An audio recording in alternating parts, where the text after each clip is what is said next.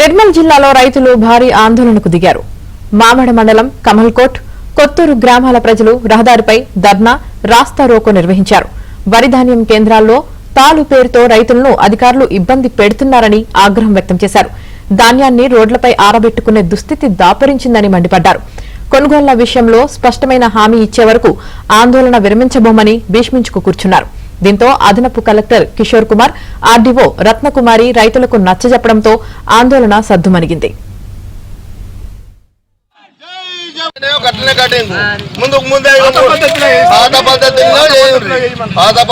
Cutting కావాలా, కొత్త పద్ధతులు ఇప్పుడు పెట్టి ఇదంతా భాగవతం కట్టు లేదు.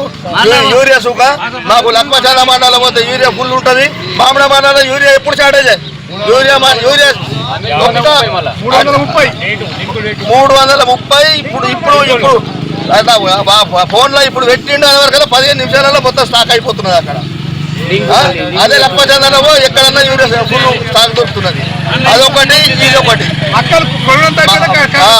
మక్కలు సుగా మొక్కజొన్న మక్కలు దాదాపు ఒక 400 ఎకరాలు వేసినాము మా విలేజ్ లో. మొత్తము బయట దళారులకు అమ్ముకున్నాము. మాకు మిగిలింది ఈ ఊళ్ళో ఇద్దరు అమ్ముకున్నారు. అంత అయిపోయినాక కాట పెట్టేందుకు అవసరం అది. 26/3 నాడు అమ్మిన నిన్నయాక మొన్న గంట చాలా డేటు మొత్తం గ్రూపులతో సాగుంది. ఆర్డీఓ గారికి, ఎంఆర్ఓ గారికి, ముఖ్యమంత్రి గారికి, కడప వ్యవసాయ శాఖ అధికారులందరికీ తెలియజేయనది ఏమనగా మా సమస్య ఏమిటంటే, మేము దాదాపు 25 రోజులు ఆయే వడ్లు కొని రోడ్ల మీద పోసినాము. ఇప్పటిదాకా కాంట ఓపెన్ చేసి వారం రోజులు అయింది. మ్యాచర్ చూసిండ్రు, అన్ని చూసిండ్రు, బాధ నచ్చింది, జోగడం లేదు. కాబట్టి మాకు వెంటనే తక్షణము ఇలా కాంట ఓపెన్ కావాలి. యాక్సిడెంట్లు అవుతున్నాయి, ఇప్పటికి 4 యాక్సిడెంట్లు అయినాయి, రైతులు పడ్డరు. మాకు తక్షణమే ఇగో ఇంతకు ముందు ఎట్లా కొన్నారో అట్లే కొనాలా.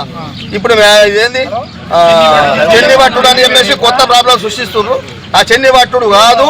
ఒకవేళ చెన్ని పట్టుడు గిట అంటే మేము డైరెక్ట్ ఆల్రెడీ మామిడ ఛార్జింగ్ మీద ఇప్పుడే ధర్నా చేయగలము. అన్ని ధర్నా పోతాం.